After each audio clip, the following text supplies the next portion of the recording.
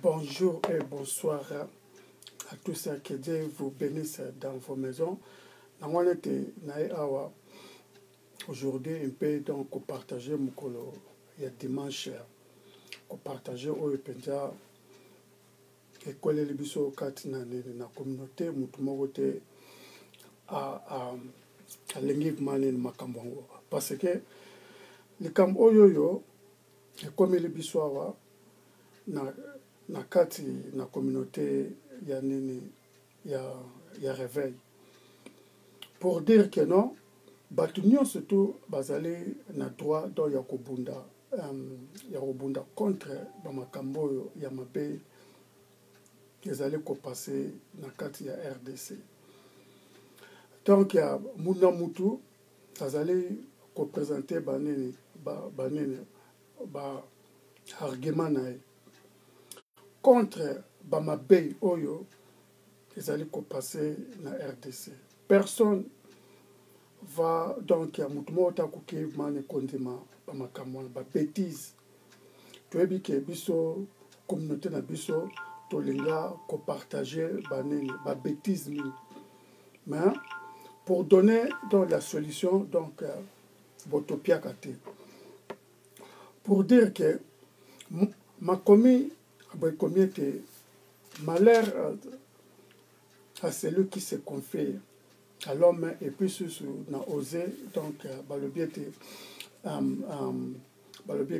mon peuple au Koufa pour la manque de connaissances. Mon peuple est péri par la manque de connaissances. Donc pour dire que non, affaire il y a évêque. Tu es bien au manini, bisotou, avec Aza donc Kubundela, Mboka na biso.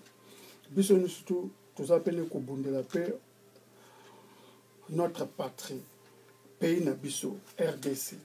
Na wanete, les alliés pays na batu mususu, bazali kosepelate pour développement ya RDC.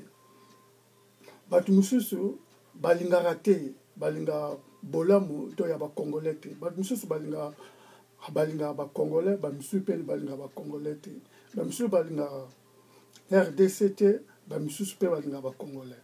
Donc tu vas trouver que non ba oyo balinga ba congolais ba oyo balinga ka ba congolais te ba oyo balinga ka Congo mais ba oyo yo balinga ka congolais te. Tu vas trouver que non oyo azolinga Congo mais azolinga congolais te. Oyoyo azolinga congolais mais azolinga congolais te. Donc pour dire que non, nous sommes là dans un temps moko penza, il faut ouvrir tes yeux. Parce que donc pour remarquer que na mekama ko jouer moi audio mukiawa vous allez trouver que non beaucoup de monde. Voilà.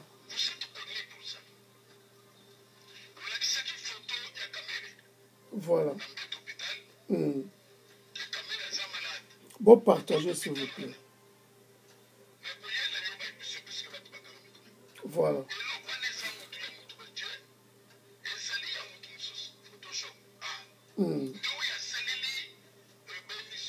Voilà.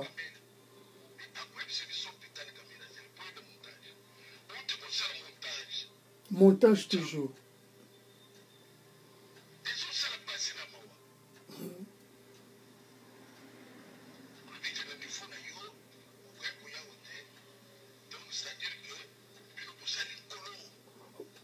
Voilà, toujours dans ma songe.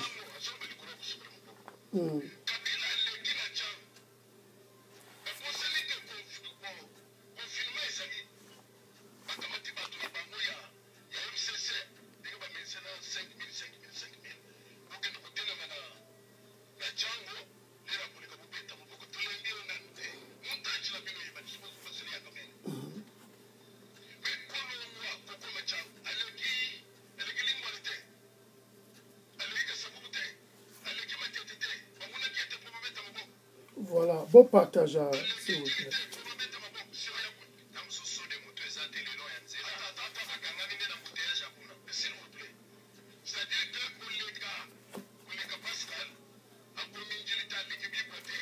Voilà.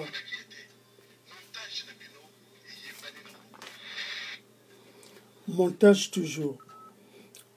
Pour dire que dans Bissomoko, Congolais, tokomi ko lukaka banene, ba montage, boibele.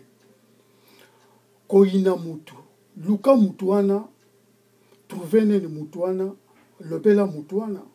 Au lieu que yozwa banene, ba vidéo na ye, ko créer ne banene, ba makambu na ye, ko lukaka ba fake Facebook ya moniato, ko lukaka.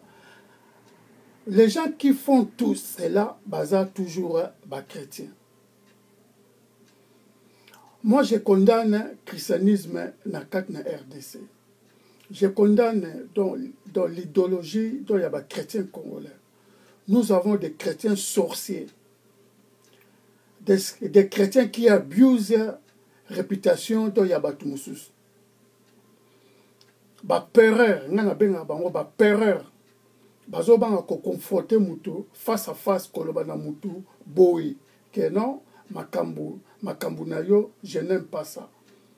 Mutu sikoyo doit quoi dire que il va se cacher derrière social media, derrière fake Facebook. Il va prendre tes photos, il va modifier dans tes photos. Il va écrire fake évangéliste. Il va écrire encore fake docteur, fake évêque, fake bonaboy, tout ça. Naza susu na audio mususu yango. Wana Onésime.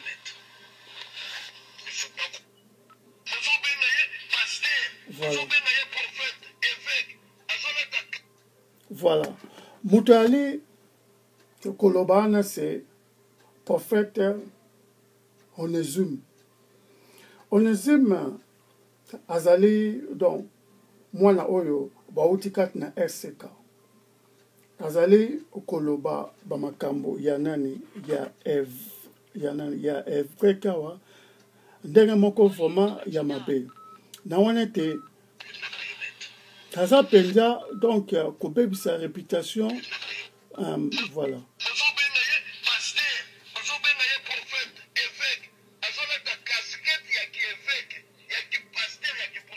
Voilà. Moutali Kolobana, le fils spirituel ya évêque Mukulu. Bazali do mingongo ndenge moko. Voilà.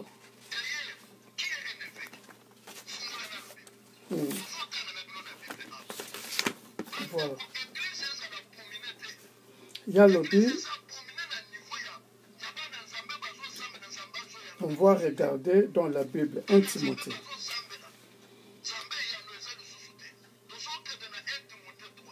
Voilà. 1 Timothée 3. Voilà.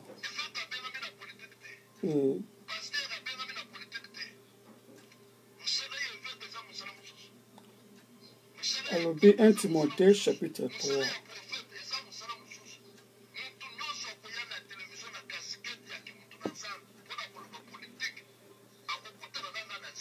Voilà, tu écoutes un appel à yo.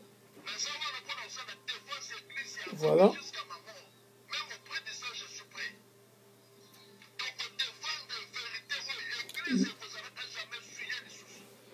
Moutali Kolobana, le fils spirituel d'évêque Mukulu. Son nom c'est Onésime. Oui. Ouais.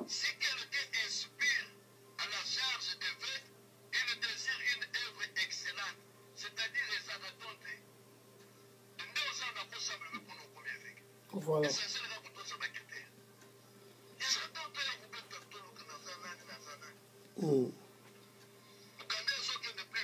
Voilà.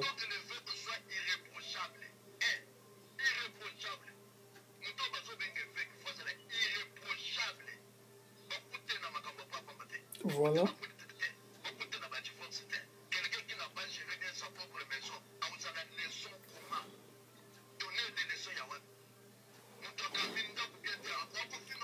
Comme ça, donc on a répondre, prophète.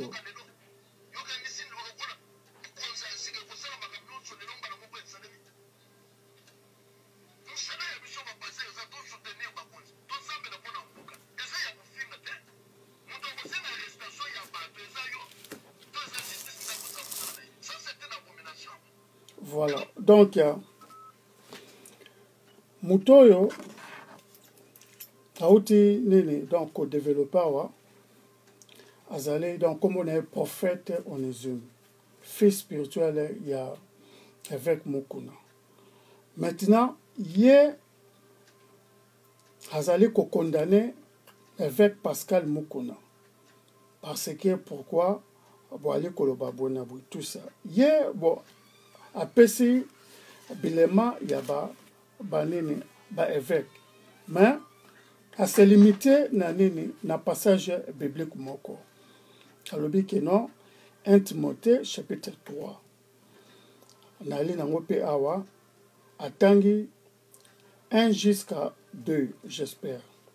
Cette parole est certaine si quelqu'un aspire à la charge des responsables, c'est une belle tâche qu'il désire. Il faut donc que les responsables soient irréprochables, fidèles à sa femme, sobre, réfléchie, réglée dans sa conduite, hospitalité, capable d'enseigner. Maintenant, ici, on nous parle que non, responsabilité. C'est l'apôtre Paul qui avait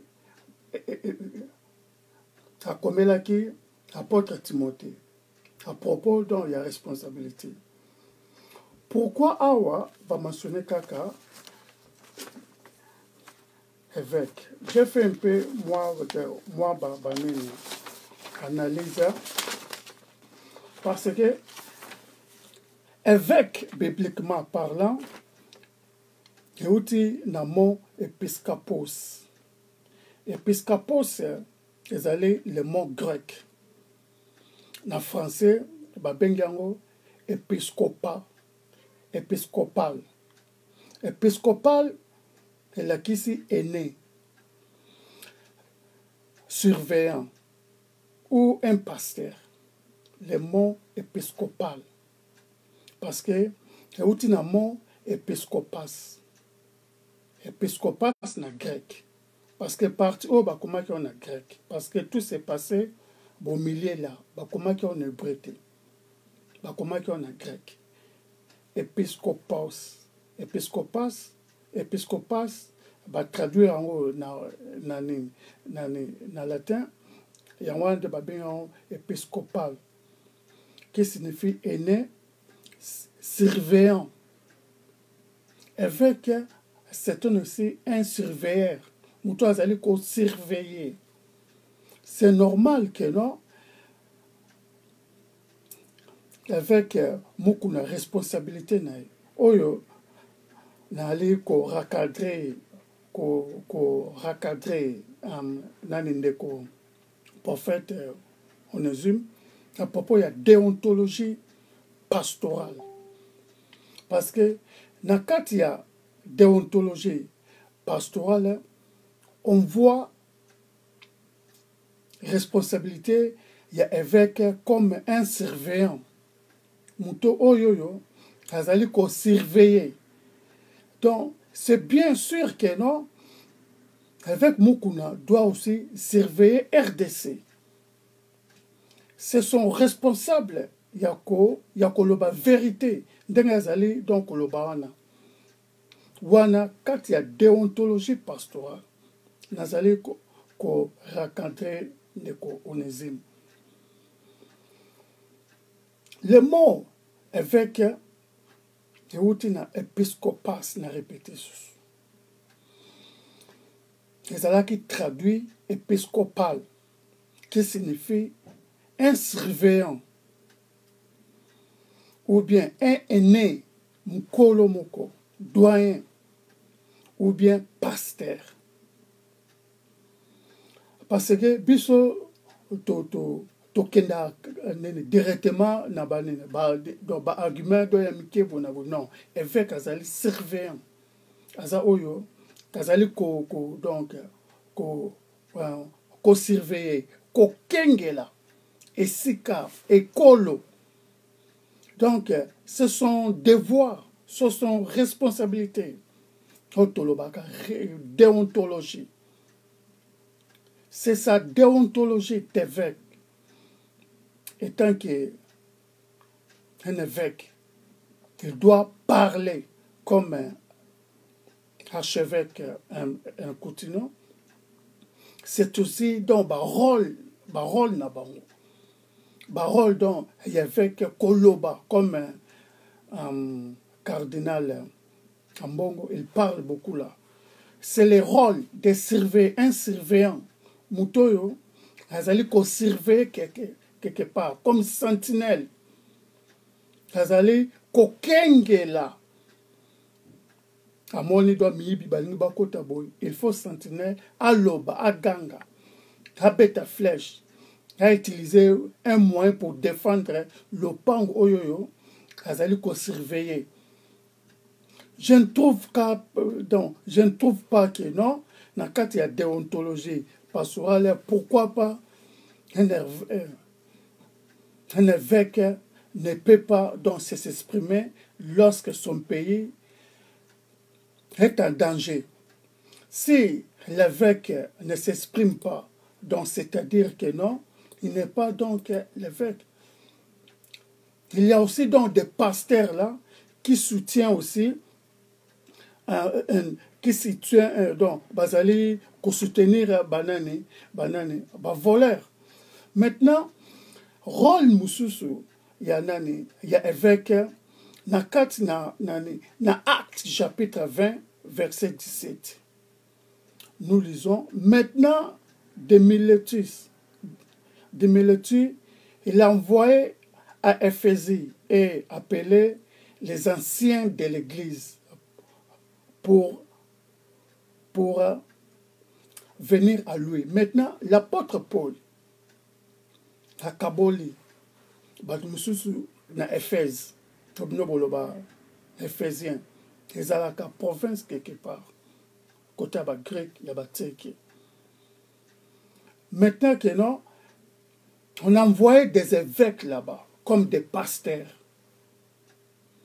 Donc, lorsque Onésime au prophète Onésime ali koloba ke non va s'occuper ko imposer mutu loboko comme pe évêque c'est faux parce que ba évêque bazala batoyo ba envoyer ka bango na ba nini na ba communauté na ba église tout ça pour surveiller bazali ba aîné ba doyen kati na ba église.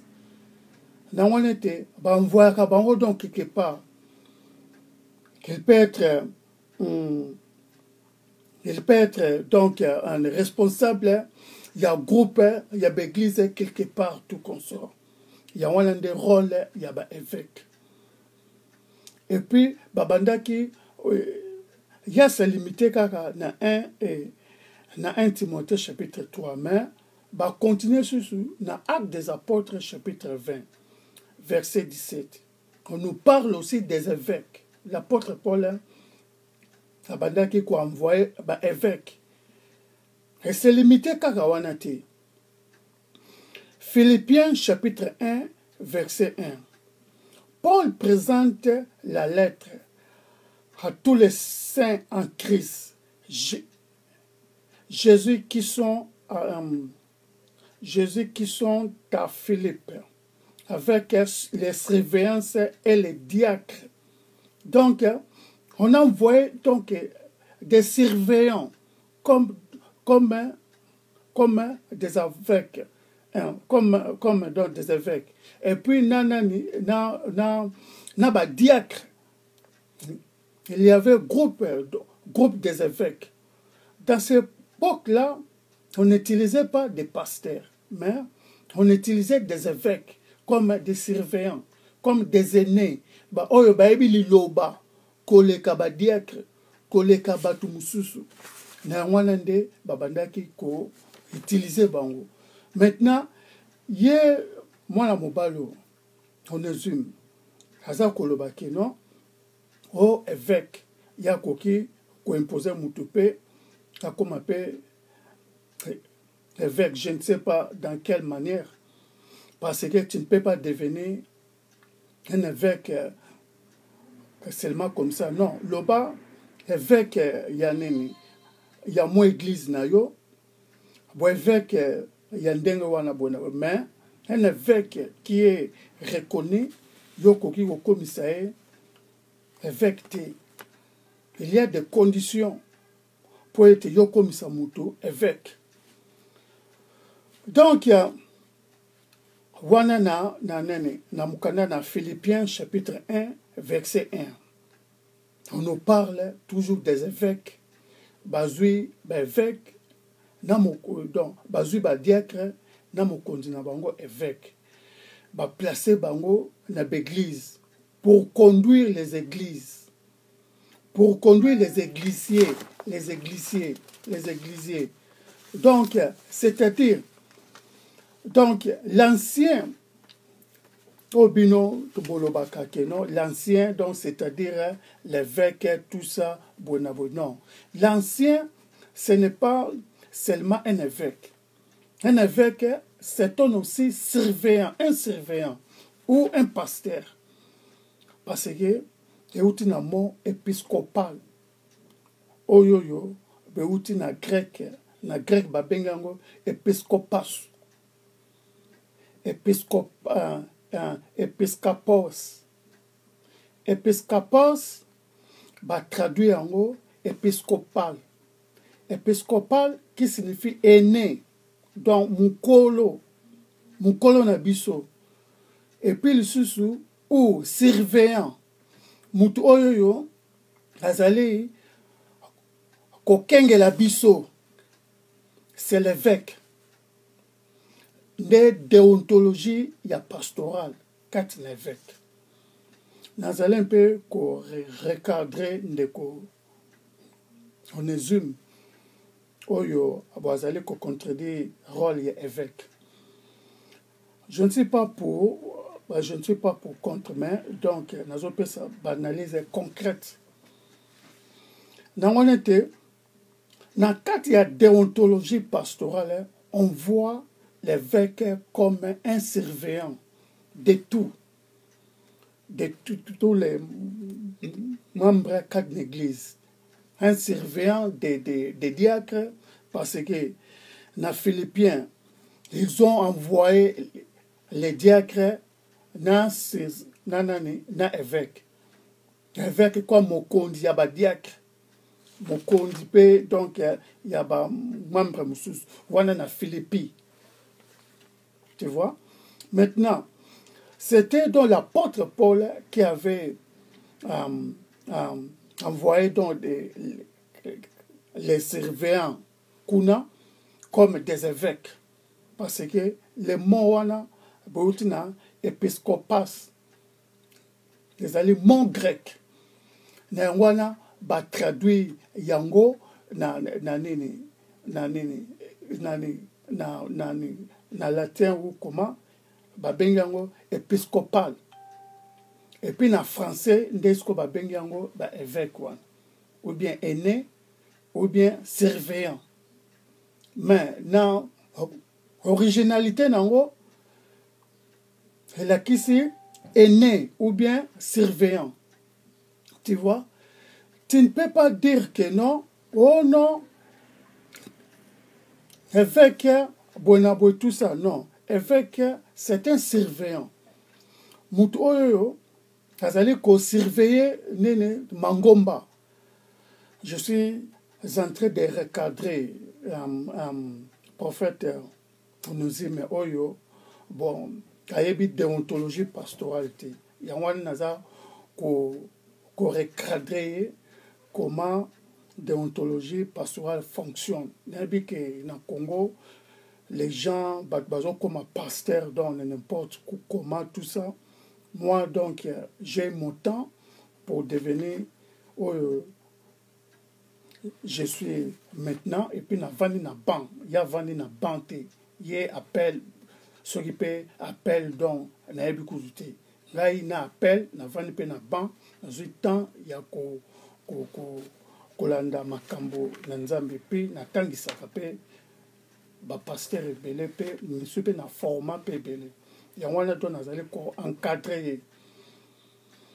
Nazali ko recadrer donc tel c'est déontologie pastorale parce que ebele ba ebi déontologie pastorale te. Ye moko pe boza pe surpris.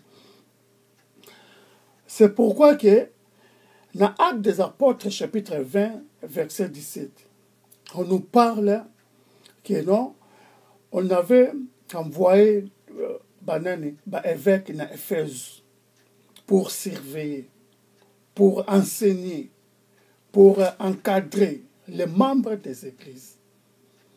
Toi, tu ne peux pas, donc, beaucoup qui jamais imposer mutu le boko ya comme kaka évêque karanene dans dengewana. Les autres dans le fond, mais doit ba comprenant au mabe, ba kanisa que non évêque ancien ya Lingomba. Non. Évêque, ce n'est pas ancien Yalingomba. Réouti na mot épiscopas, qui signifie épiscopal. Épiscopal, donc, elle a qui est né surveillant ou bien pasteur. Lorsque on prend un évêque comme ancien, vous c'est limité là-bas. Il faut faire donc des recherches pour savoir qui est un évêque. Dans on était évêque, il y a qu'au surveiller, épiscopas en grec. Et là qui c'est donc qu'au surveiller, un surveillant, le col à mokengeli, sentinelle. Ce n'est pas seulement ancien, non, non. Vous êtes limité, vous êtes mal informé. Il faut être informé.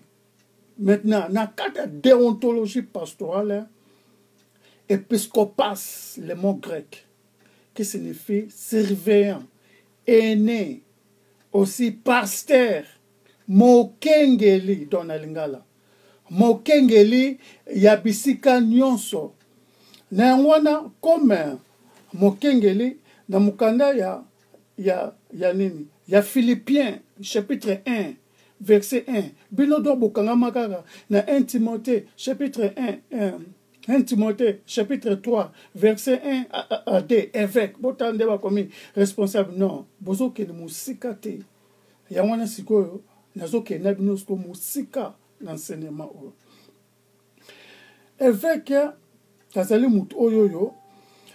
Donc, le col a chef d'enseignement, évêque.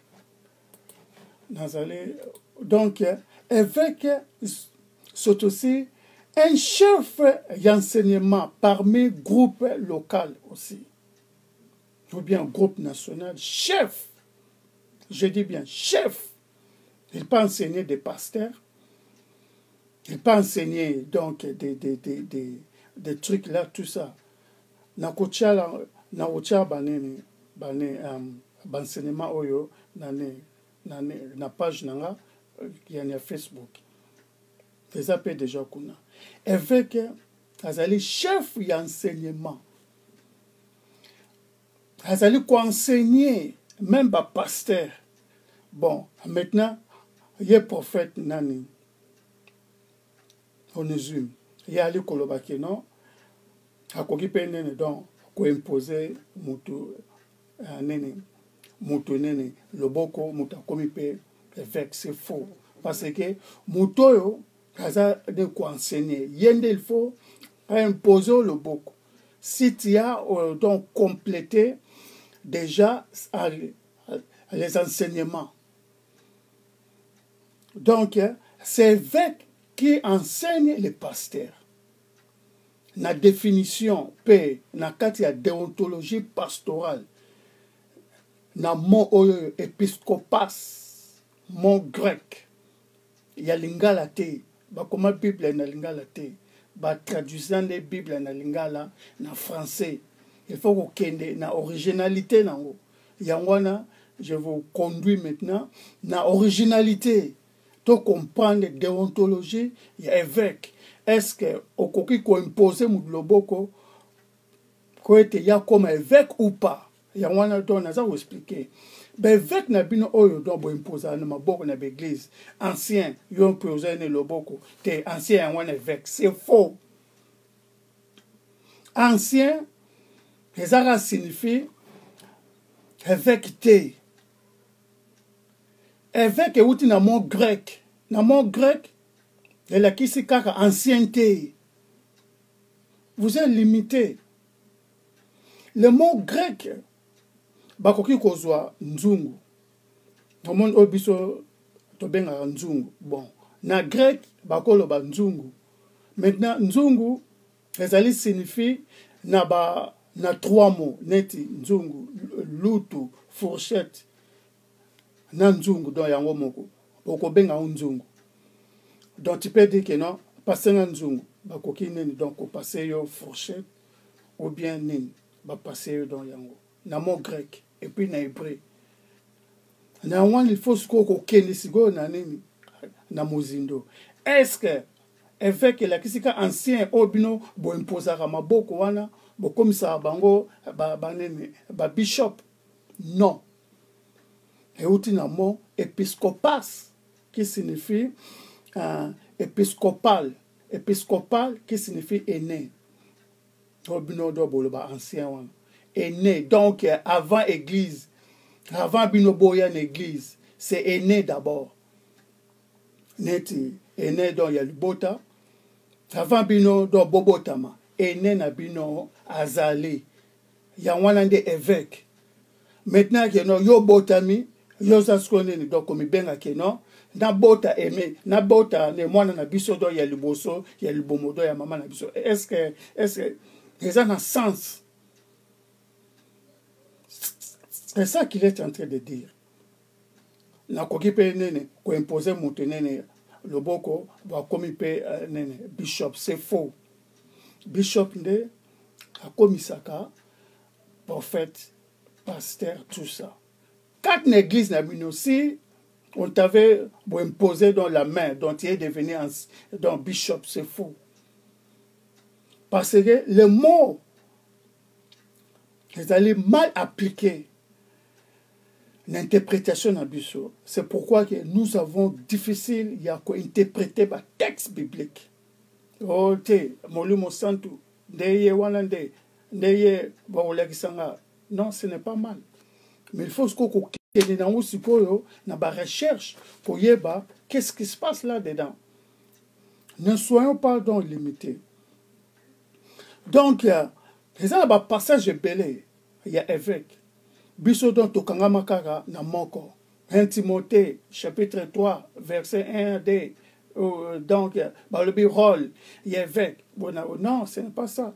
Dans Actes des Apôtres, chapitre 20, verset 17, l'apôtre Paul, aloba qui peut m'arromper, donc il y a évêque. Batindi ba évêque na Éphèse. Comme nous le Éphésiens. Batindi, on a envoyé des évêques, surveillants, parce que kuna baloba grec, baloba français te. Ebi que non, banani, aîné, surveillant. Il faut pas kende liposo pour la co-planter. Ils ont quoi co-planter, le col à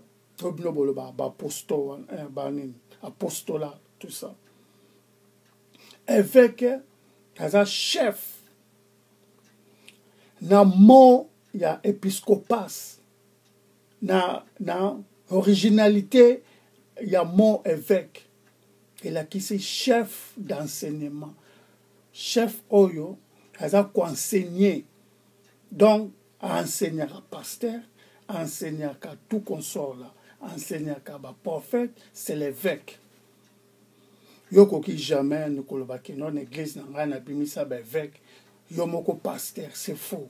comment dans le bomodo ya maman na bino yo botami dans mon suka oza donc komi lo bakeno yo pe obota bana mususu ya liboso na le bomodo na maman na bino. Ça n'a pas de sens. Tu vois, parce que évêque il a qui si aîné, il a qui si surveillant mutoyo azali kokengela.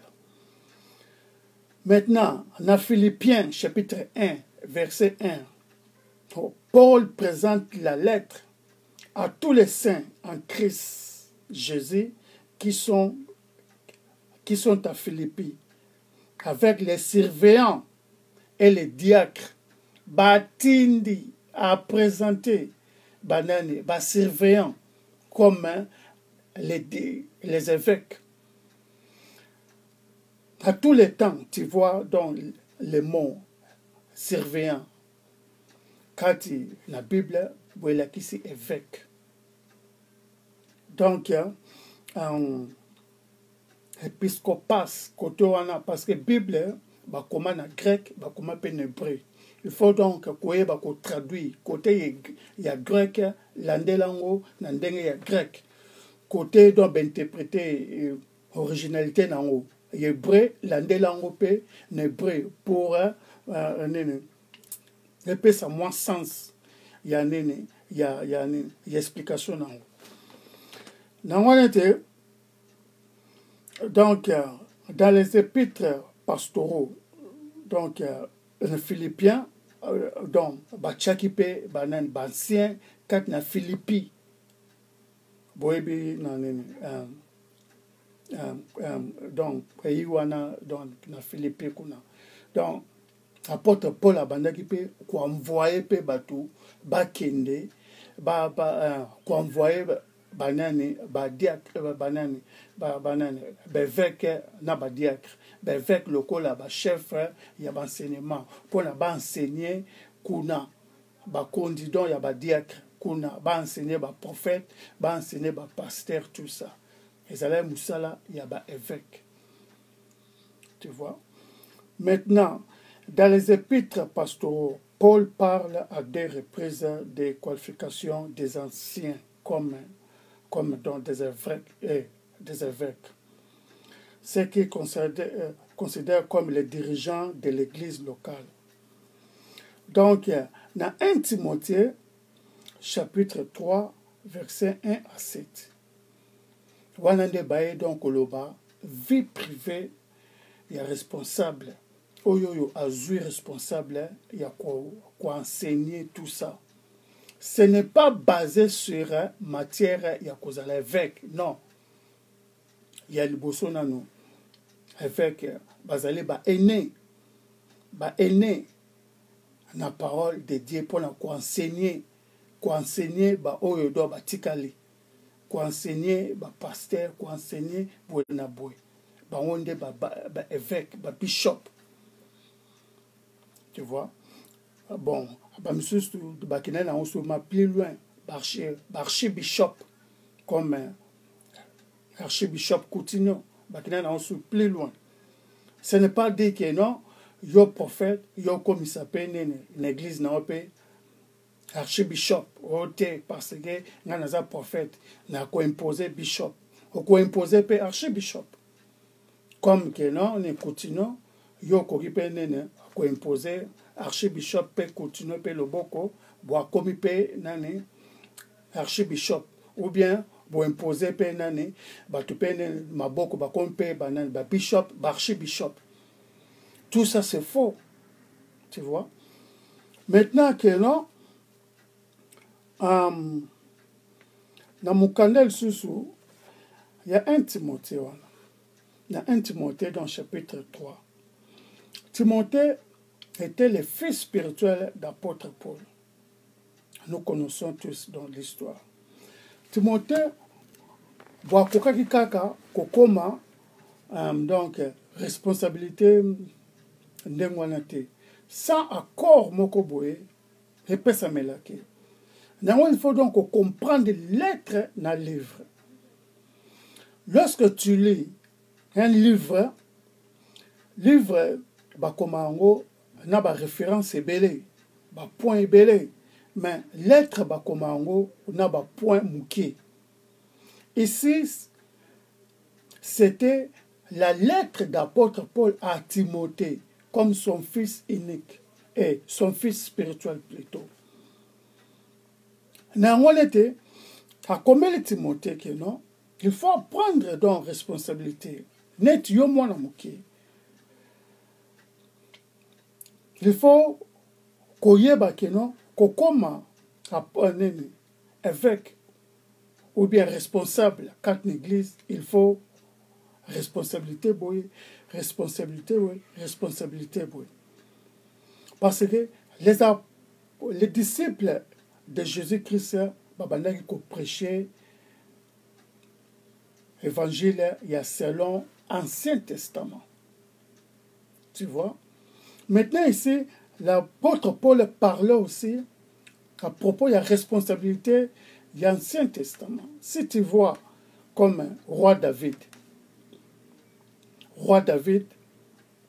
Abima, Nabesheba, moi si à Sodanaï. Lorsque donc prophète Onésime, soit qui peut prophète, soit qui peut nan, Hazao le bakino, avec Moukoune il faut, quand tu as la responsabilité, dont Yanda Koune, dont je ne sais pas, Yemuto, Waouta Kuna. Entre parenthèses. Maintenant, responsabilité, il y a roi David. Qui était roi David? Il était aussi homme de Dieu. Homme de sagesse aussi. David était aussi politicien. Yazali Koloba Kenon, Ote Mutunanzambo, Wakokota, Makambo, ya politique, ya okutana nae. Ok, ya okutana ce qu'on a roi David. Parce que roi David était un homme de Dieu. Nane, comme ça que roi, c'est Dieu. À travers prophète Samuel, boebi histoire. Ba wendra ki roi David. Maintenant, mutoyo a wendre roi David. Pour être ya koma roi à côté de la politique. La coca qui peut donc kolobakeno parce que lorsque tu es un roi, tu es reine, tu es président, tu es dans la politique aussi, non? Parce que qu'organiser la guerre, tout ça, c'est des politiques. Voilà que tu m'as plus loin. Moïse, un homme de Dieu. Moïse a bondi na Josué. Josué, dans le premier espionnage du monde, Yamakas, premier espionnage du monde, c'était quoi? C'était à travers, il y a Josué, tango abadaki ko utiliser espionnage. Ko espionner banane, ba Haïti, banane, ba village wana, tout ça. Abandaki ko utiliser espionnage. Espionnage, c'est du politique. Boebi, histoire yaneni, ya Josué bien. Na pays oyoyo yaneni, ya Haïti, ba kei, ba conquérir ba pays boy. Moyen d'espionnage, babandaki donc utiliser politique espionnage. Tu vois? L'histoire d'espionnage Beuta va partir, il y a Josué. Pour espionner en ses renseignements. Autobenga renseignement. Renseignement, c'est du politique. Mon cher prophète Onésime, le bec que Mounanzama koki ko sala de politique était bon si bon l'obapé donc Nanza, mais pourquoi Moïse a kotaki na politique, pourquoi Joshua a kotaki na politique? Image dont il y a politique au binobo boza ozoa ba faux politiciens congolais ou comment, je ne sais pas, parce que Joshua alaki na kati na espionnage. Abana ko espionner dans ba pays wana, ba ko envoyer batu, ba kende ko espionner. Regardez un peu dans le village wana, Moïse pe azwaki mpe mabatu bakende donc koespionner nini village boye na boye bayeba est-ce que village wana biloko ezali ou pas. C'est du politique. Expliquer on est dans politique comment. Renseignement. Kozwa renseignement. Donc, ça renseignement, c'est du politique là-dedans. Moïse a fait du politique pour nous espionner. Si tu n'es pas fort dans le renseignement, donc ça la peine une macacité dans la politique. Donc, si tu fais donc renseignement, c'est du politique. Parce que, vous avez espionner batu bayebite, mais yozo sala tout, yozo abanini ba information. Tout ça, c'est du politique. Moïse avait aussi utilisé aussi politique. Il a aussi espionné. Atinda ki batu, bakende batala, kuna, boena boy, tout ça. Tu vois? Maintenant que non, azui banini, ba renseignement, tout ça. Batu baye, batu babi non, village joana bien, babiloko, boena boy, tout ça. Mais batu ya village joana baza bambenga, tout ça. Kanda na nzambe, boy kitaki, parce que batu bakotisa ki ko banga. Batu bakotisa ki ko sala, ko banga, ko sala politique. Donc si, donc, je peux donc les développer que non, batu bakoma ki nini, ko banga, ko sala nini politique. Kanda na nzambe, boy kitiale, et panti batu. Pas ko sala donc politique maintenant, mais batu bake ko espionner village wana, bakuti ke non, bambuma kitoko, baepe na ndambo. Batu misusu balobi tete batu kutu na baza ba brigand, bako boma biso, boena bo tout ça, ba bangi, bakoti si père na batu misusu. Joshua boa telemi, alobi donc on ne peut pas avoir peur parce que l'Éternel Dieu combattra pour nous. Kanda na nzambe bokitaki mabele pasukaki. C'était à cause des renseignements, à cause des politiques. Tu as avancé. Josué, tant que committant, il y a Josué. Abandisko kozwa batu, ba espionner, ba mboke bele. Espionnage, kozwa renseignement. Service et renseignement, c'est du politique. Renseignement, Joshua commis donc kozwa batu. Basala renseignement, bazwa ba information, na ba pays boy, tout ça. C'est du politique aussi. Joshua aussi, à sala qui peut politique. Toi, tu ne peux pas venir donc nous enseigner que non, oh, t'es Moussa Nanzambi, wakoki pesa biso nini dans passage biblique ba komi en côté. Josué a tindi batu, ba espionner bamboka, bazwa ba renseignement na ba village, na bamboka boena boy, bayana. C'est du politique. Josué a fait du politique, a fait la politique.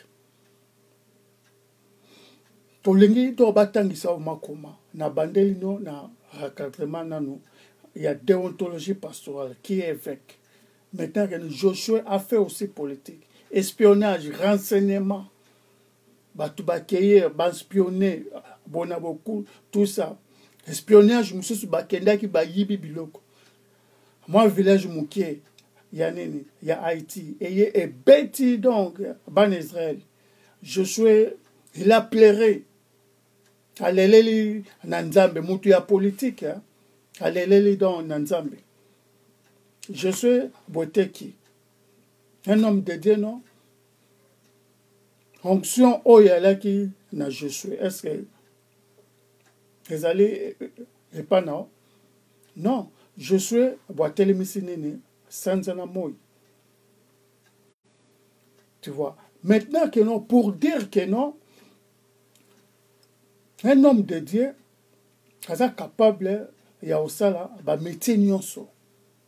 Jésus-Christ était charpentier, menuisier, son père, comme, pas son père donc spirituel, mais Joseph était aussi donc charpentier. Dieu pouvait dire, comment Dieu l'a atteint charpentier, donc moi naye, na milieu, il y a charpentier. Toi, tu veux que non, les serviteurs de Dieu puissent croiser dans les bras, rien à voir, rien travailler, rien faire, seulement tout ça. Qu'est-ce que tu fais dans ta vie? Si tu fais quelque chose, rien que d'avoir d'argent, yebisabiso, de loko yo pour avoir d'argent. Ne dis pas que non, bakabelako, na mutoki na omoko na.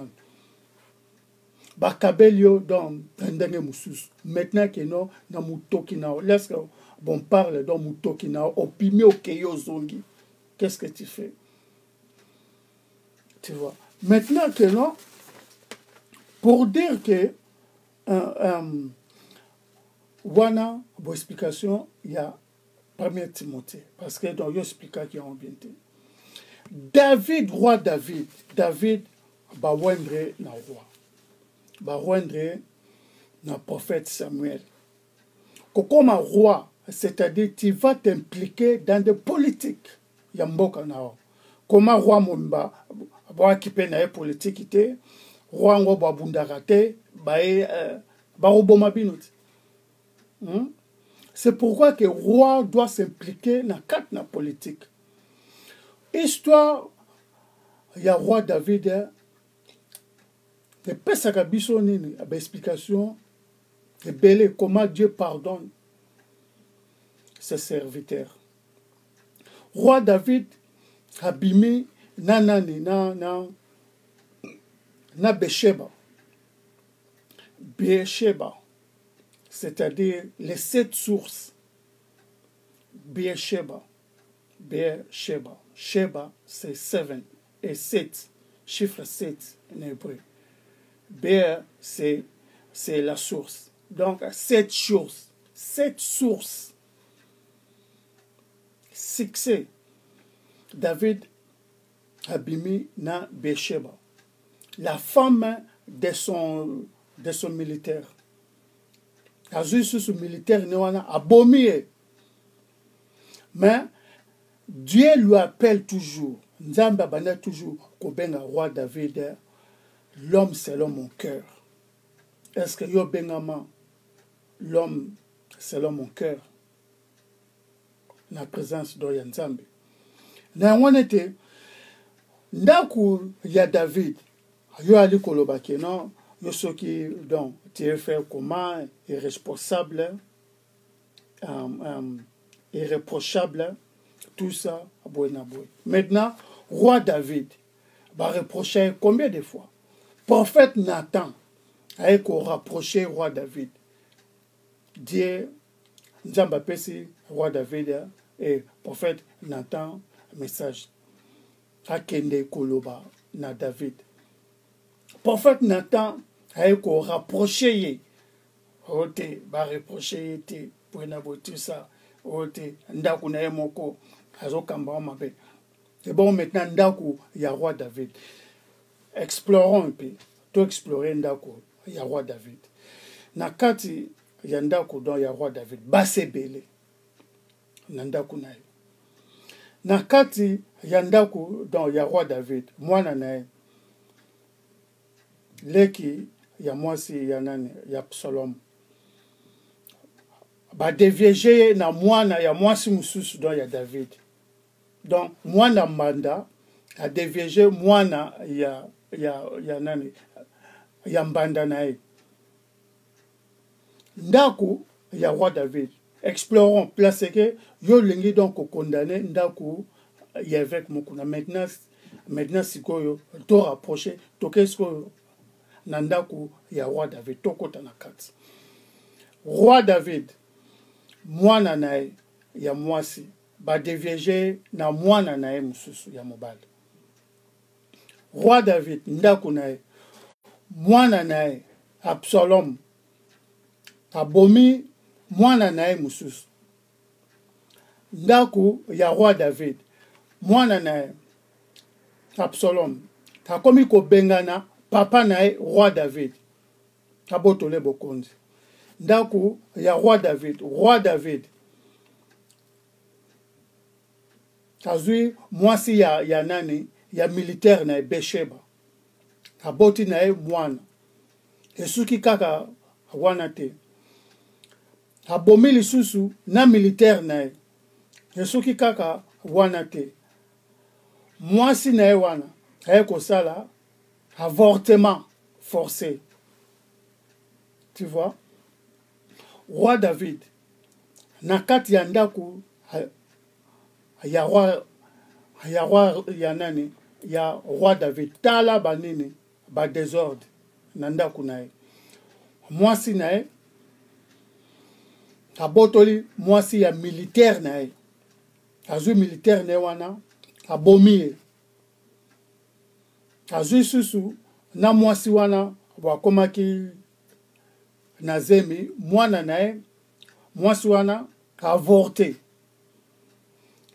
esuki wana kate mwana na kaka na ndaku ya roi David mwana na kotia nini kodevieje mwana donc ndeko na to ya mwasi na ndaku kaka ya roi David tala ba désordre na kati na ndaku ya roi David esuki wana kate comme j'avais dit donc mwana na moko akomi kobundisa papa na pour avoir pour donc récupérer le pouvoir de ya papa na na ndaku ya roi David donc irréprochable pe bolingi donc kolobana pe irréprochable pété pour dire que non na kati ya ndaku ya roi David il y avait des désordres. Hein? Prophète Onésime. Est-ce que wana ezali pe irréprochable? Il faut donc avertir parce que na ndaku ya roi David il y avait des désordres là-dedans. Mwana na Absalom donc akomi kobundisa papa na moko roi David pona kobotole bokonzi. C'est des désordres. Donc mwana na donc ya mobali a déviégé mwana na ya mwasi donc bandeko inceste nandaku ya roi David inceste nandaku ya roi David ba metrier mwana na Absalom abomi ndeko na mususu ya mobali parce que a déviégé qui lekine donc ya mwasi ya mama moko donc ba désordre donc là dedans mais Dieu a parvenu ya kobenga roi David l'homme selon mon cœur. Donc la référence au yo pesibiso 1 Timothée chapitre 3 verset 1 jusqu'à 2 bon c'est limité wana mais les allez verset 1 jusqu'à 7 pour dire que non nakati la serviteur de Dieu il peut avoir aussi des désordres aussi. Lorsque l'apôtre Paul a commencé dans lettre, ce n'est pas livre, c'était lettre à Timothée, à son fils spirituel Timothée. Maintenant, son fils spirituel Timothée, pour t'informer encore que non, son fils spirituel était devenu apôtre dans l'année 80, après la mort et la résurrection de Jésus-Christ. Son fils Timothée était devenu apôtre dans l'année 80. Pour dire que non, rôle d'évêque, Bewuti Namo Tobabengi, épiscopas. Épiscopas, ba traduit yango, le kola, épiscopal, qui signifie aîné, ou bien surveillant, ou bien pasteur. Tu vois, aîné, surveillant, ou bien pasteur. Maintenant, dans la déontologie pastorale, on voit évêque comme un chef d'enseignement. Oyoyo, Kazali ko enseigner. Et ça, dans le cadre de la déontologie pastorale, dans la relation, il y a un évêque épiscopas na grec. Lorsque tu lis ta Bible, il faut voir que non, partie mususu ya grec bakoma, il faut kokomango ko interprétango na façon ya grec wana nde bakoma Bible na lingala te, bakoma Bible na chuluba pété, bakoma Bible na deux langues, hébreu ou bien grec. Il faut comprendre les terminologies wana bakomeli na grec. Il faut ko interpréter selon terminologie wana ya grec, sinon te okobunga.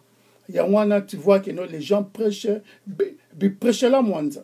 Ils ne comprennent pas terminologie nini de bakomi wana parce que langue grecque na langue hébreu et kokani mwa muke parce que tu peux appeler groupe de choses na kombo moko net lutu fourchette nzungu okoki ko benga nzungu nyoso misato na langue grecque. Maintenant ce ko biso to ko benga kania oyo za lutu wana za nzungu bonso na grec nyoso tu bokoki ko benga nzungu okoki ko loba na mutukena yelanga nini nzungu. Maintenant il faut ko préciser na langue grecque ko loba keno na lingi nalia loso oyoyo yelanga nzungu. Maintenant muto akoyela fourchette ou bien lutu na langue wana ekeseni na ba langue na biso oyo, tu vois, alta même na hébreu net biso tolobaka lettre A c'est quoi ote ebandele ya alphabet. Maintenant na hébreu A ça signifie première instruction, aleph, première instruction. Oh Nzambe, wapesa kibana ya Israël, na Psaume chapitre 1. Tu vois? Maintenant, lorsque donc hébreu, donc yamwana, je peux avoir stylo comme ça. Je peux dire, na koki tantôt donc ko demander bino. C'est quoi ça? Biso, toko remarquer que non modèle ya peine. Modèle na woni. Modèle na wotoro le beza bic, toko loba donc design nango tout ça. Maintenant, si je prends stylo ici, na la kisango na hébreu, un hébreu ou bien un juif, na la kisie o ezani, ka opesa nga réponse moko. Ka oloba nanga ekomeli. C'est tout. C'est leur tradition. Maintenant, je prends aussi dans stylo na la kisango nan grec. Ba oloba keno, ba oloba nanga ekomeli ya mwindu. Tu vois. Maintenant, ce que biso, oh, tobotami na libanda ya grec, ya grec Israël. To ba benga biso ba gentil. To loba kenon, to kala griffe nini, eza Versace, eza Gucci, tout ça, bonabo. Wana nde biso. Na wana ke apôtre Paul boalobi kenon, ba juif ba lukaka bénédiction. Ba gentil balukaka baluka connaissance biso to luka connaissance que non o isa Versace, Gucci, biki ya boy, voiture ya boy. Tu peux avoir donc une voiture bon la qui c'est un juif ta oloba nao que non moyen de déplacement. Maintenant biso bon on va voir donc modèle na ngoni Mercedes, Jeep, bonabo tout ça. Maintenant bango ba ko considérer que non oyoyo ezali nene moyen de déplacement. Maintenant na ngona que non ba juif ba lukara donc bénédiction biso to luka connaissance. Kotonga ba immeuble, ba building tout ça, ba Versace tout ça, connaissance. L'église a battu belé tout ça, bonabo connaissance. Olé luka bénédiction. Na wana Jésus-Christ azala kika na 12 apôtres. Biso ni to luka ba banani battu belé l'église. Bonabo méga church, bonabo tout ça, ko luka battu belé l'église mais Jésus-Christ avait 12 bandits, c'est tout. Le reste voilà ba croisade ba campagne. Mais 12 bandits, c'est tout. Mais biso to comment on connaît donc quoi exagérer quoi ça? C'est la connaissance. Il y a une différence entre juif, compréhension à juif, compréhension biblique, la compréhension à biso dans la Bible. Tu ne peux pas dire que non, un pasteur ne peut pas se mêler dans la politique. C'est faux, parce que tu ne comprends pas, donc tu ne comprends pas les textes bibliques. Maintenant, Moïse, comme j'avais dit, il faisait aussi dans la politique. Abimisi bana, qu'on confrontait roi Pharaon, qu'on le banne que ne peut pas bisobato. Ndenge moko pe na évêque moko. Kaza pe donc qu'on confrontait nani Kabila. Qu'on le banne que non, tu avais mal géré le pays. Où est le mal? Moïse devant roi Pharaon. Yo le bakeno, ça ce n'était pas politique. C'était aussi la politique aussi. La politique, donc, c'est quoi? Je l'ai bien expliqué. Donc, Josué, Moïse, il a été espion. Il a espionné dans terre mokoboy. Il a espionné. Pour dire que non, il a espionné terre. Non, village mais bien. Ba fruit tala nene ba preuve yango ba memi ba msu ba lobi tete ba tutokuti kuna vraiment ba mbinga ba roboma biso. Maintenant colère de Dieu. Avant la colère de Dieu, Josué boa telemi. Alobi bo banga te. Nous avons un Dieu to ko gagner. Maintenant colère de Dieu et kiti et bouki dans ma belle ba zindaki. Boyebi histoire bien. Pourquoi Dieu doit permettre que non Moïse Atinda Batba qui est espionné. Espionnage, c'est quoi? C'est renseignement. Renseignement, c'est quoi? C'est au-dessus. L'icolo, dont il y a politique. Si tu ne sais pas renseignement, tu ne peux pas faire la politique. Tu vois? Un politicien doit être bien renseigné. Information source. C'est ça la politique. Toi, tu dis que non, un serviteur d'idées ne peut pas faire donc politique, tout ça. C'est quoi ça tu racontes? Tout ça, c'est la marque de la déontologie pastorale. Marque, il y a déontologie pastorale. Na wanete, barol tout oyo, dans la peste oyo, yokuto, bokokiatane, donc expliquer, on te bosukika, na 1 Timothée, chapitre 3, 1 à 2. Mais, ils allaient 1 Timothée, chapitre 3, verset 1 jusqu'à 7. Dans quel sous dans Actes des Apôtres, chapitre 20, verset 17.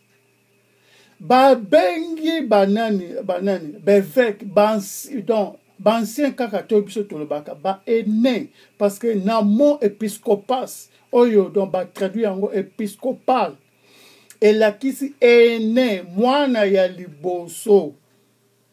Bishop ancien. Bishop, ce n'est pas l'ancien. Ce n'est pas seulement donc. L'ancien, c'est aîné. Il faut aller plus fort dans vos enseignements. C'est aîné. Moi, na ya liboso. Donc, toi, tu dis que non, batubaya, yo comme ça, bango bishop. Yo somona, yo do mwana suka.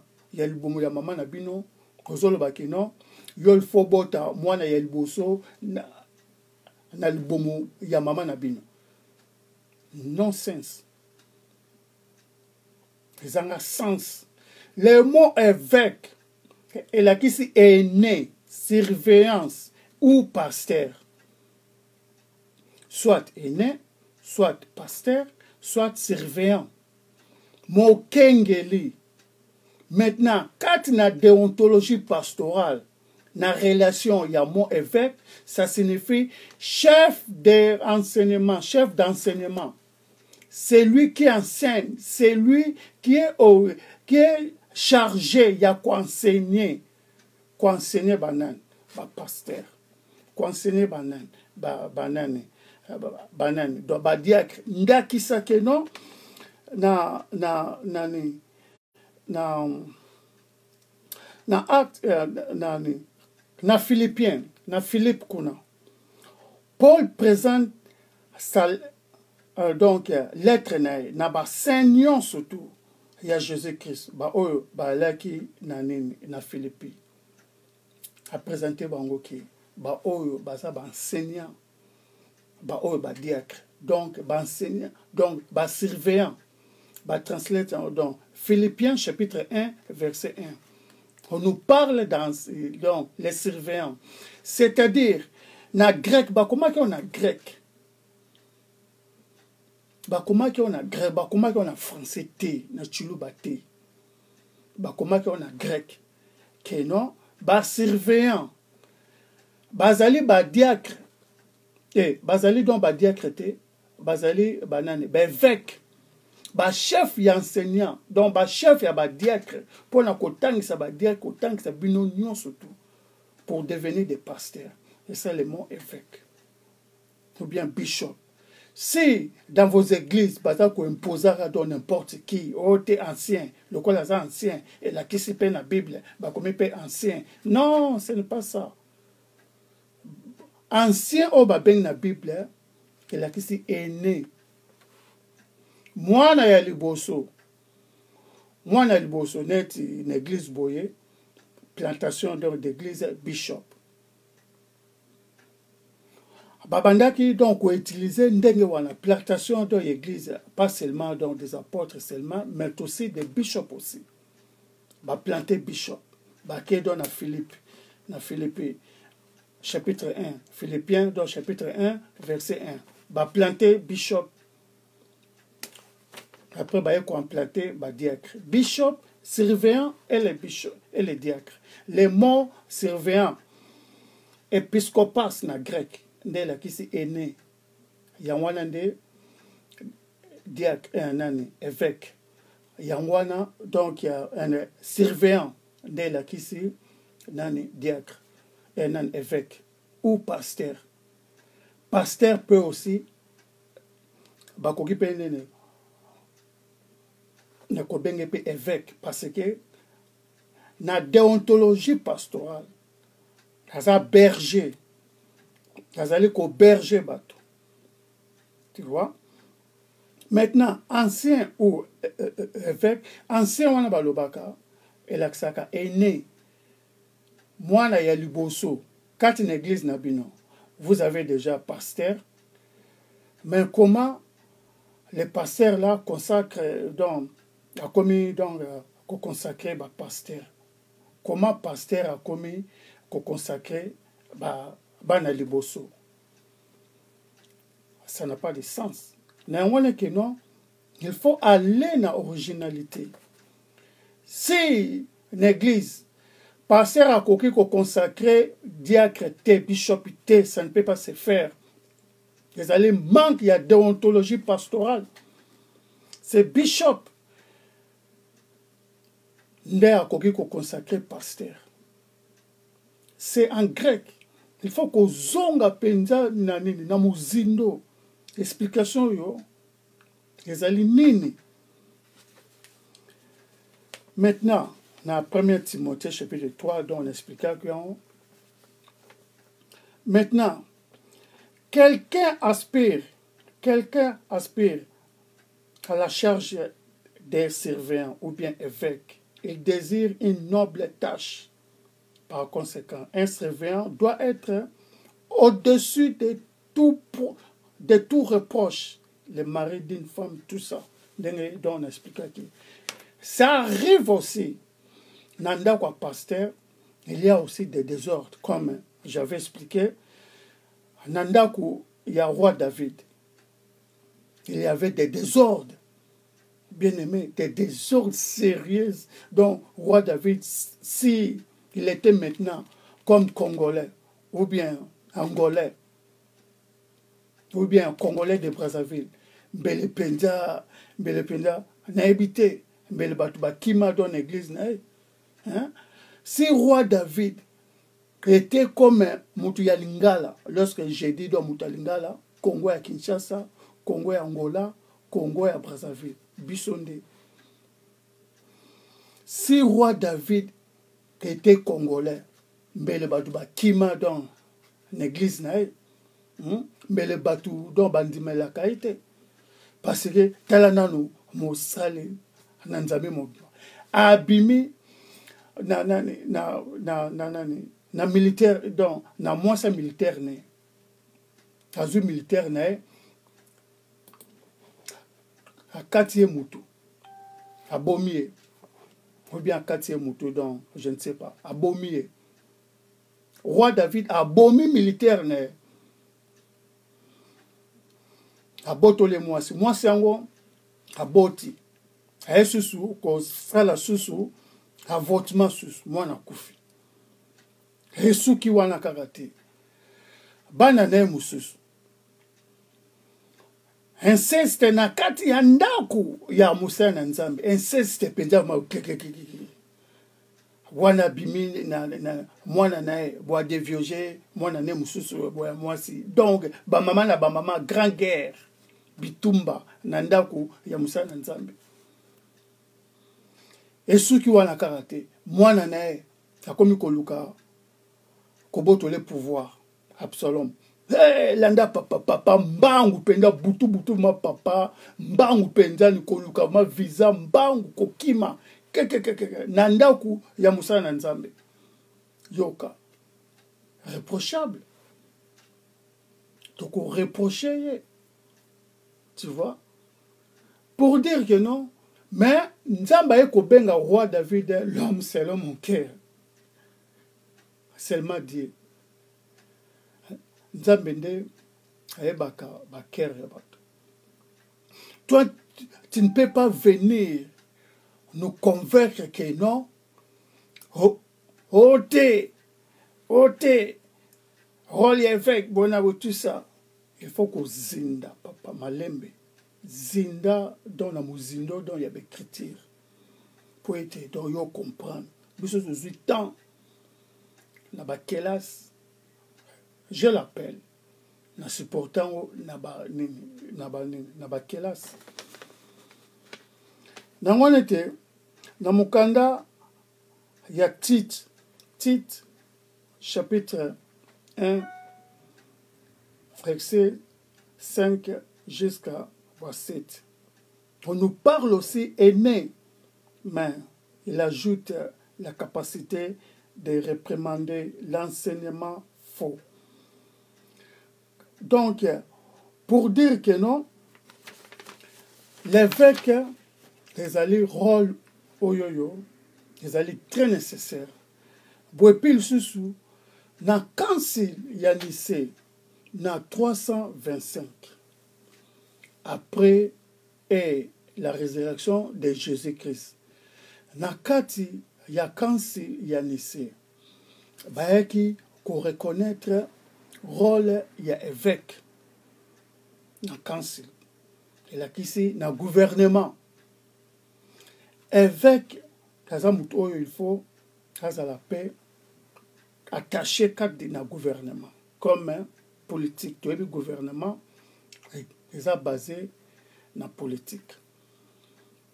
Je ne trouve pas dans le mal là-dedans, je ne trouve pas le péché là-dedans, je ne sais pas, je ne suis pas Dieu, mais par rapport dans l'enseignement, donc je ne trouve pas que non, l'évêque Mukuna a péché pour interpréter donc Kabila que non, Kabomimboka pendant 18 ans, je ne trouve pas, donc ce n'est pas un péché pour un homme de faire politique. Politique, qui n'a pas ma classe. Ou bien, prendra un gopé, donc rapidement par expérience.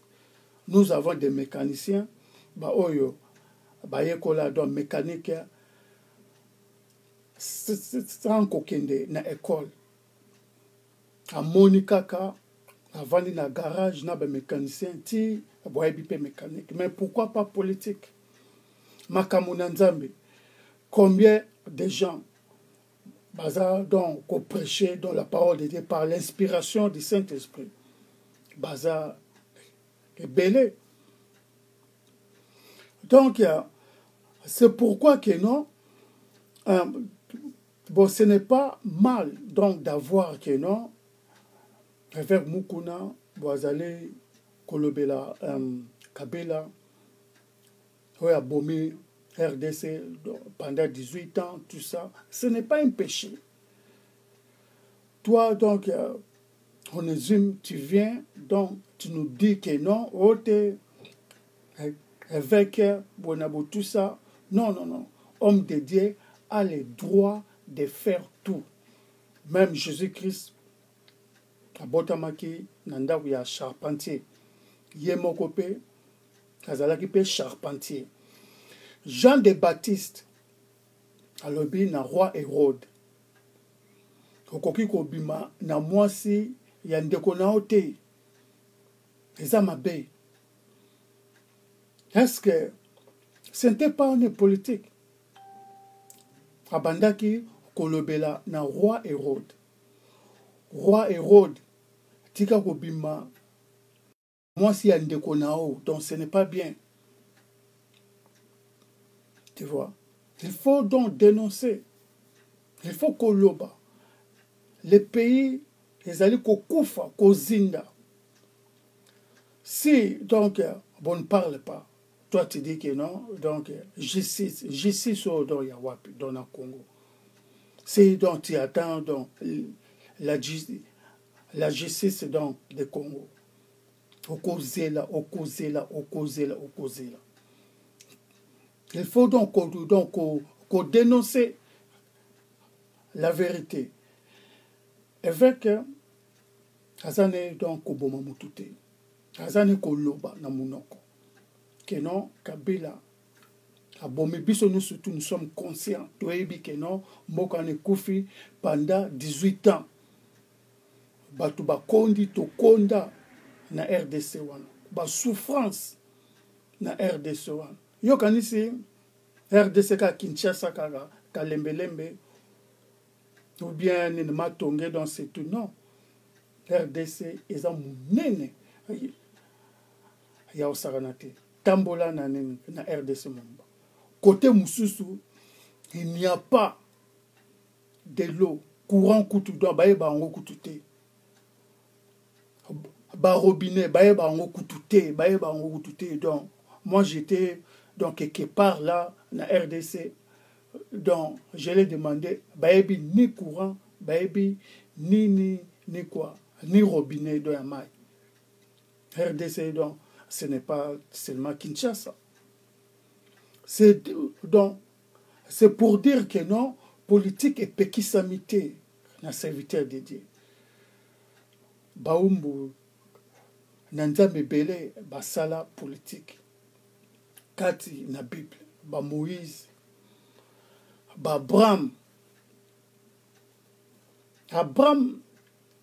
tango akabwani nanani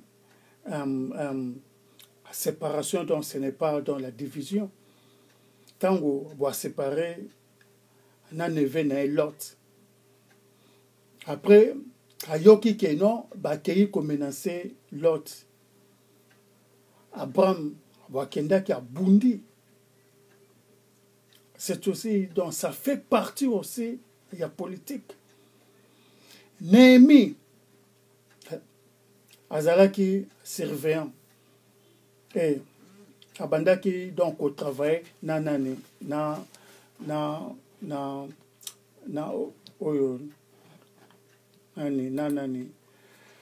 patron, roi moko.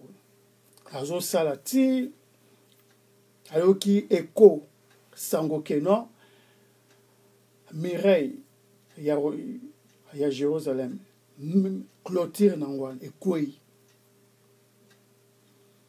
Donc, Néhémie a demandé permission au roi Kenon, il faut qu'il souti na Jérusalem pour reconstruire mur à Jérusalem. À Kendaki. Batobita, na basabalade, tout consort. Ba résister, ba opposer, batobita. Ba lobi non, tu ne peux pas le faire. Ti le koki samaki. Jérusalem et Télémakisus. Donc Daniel na Babylone. roi Daniel et roi Nabucodonosor, roi ya Babylone. Kakotisi Daniel 4 na politique. Kakoma lokola donc conseiller na bandoto, interprétation, tout ça. Kuna kutunene musika susu. Joseph en Égypte, roi nani Pharaon abengisi nani Joseph nanda kuna. Joseph a komaki donc ministre. Maintenant donc il savait aussi politique il y a roi Pharaon Joseph. Maintenant tu vas nous convaincre que non, ok, évêque, il y a quoi la politique était bonne, tout ça. Non, non, non. Ok, serviteur de Dieu, quoi la politique était. Yo lingi kaka, yo mona kaka que non, place au bas commis politique, quand na Bible no wana. Donc, Yondima, non, non, il faut bien interpréter la parole de Dieu. Et tu vas bien comprendre. Politique, ce n'est pas un péché. Mutuna Nzambe est obligé de faire tout. Parce que, kaza mutu, kazali na chair et en os. Kaza na makila na mai. Ayo kakapenzala. Il faut abala ou pas. Abali ou pas. Soit alingi na été. Il faut avoir travaillé, avoir l'ingénieur yemoko. Toi, tu ne peux pas obliger les gens que non, chrétiens, koki ko sala, politique, donc, Bible wana, na maboko no wana, c'est politisé. Rebi ba guerre boni Bible, e bimisi na mokilo, Bible bimisi ba guerre rebelle. Première guerre mondiale, c'est la Bible. Deuxième guerre mondiale, c'est la Bible. Wana yo oye bien oti. Donc la politique d'évêque. Yo azali ko revendiquer ba droit, y compris na ba droit na yo chez Kabila. Wana nde politique ya mabe. Yango wana nde. Donc ya ba roi David, il y a Moïse, Joseph en Égypte, il y a roi Pharaon. C'était aussi la politique aussi. Josué a utilisé donc l'espionnage, renseignement, Haïti, tout ça. Voilà la politique.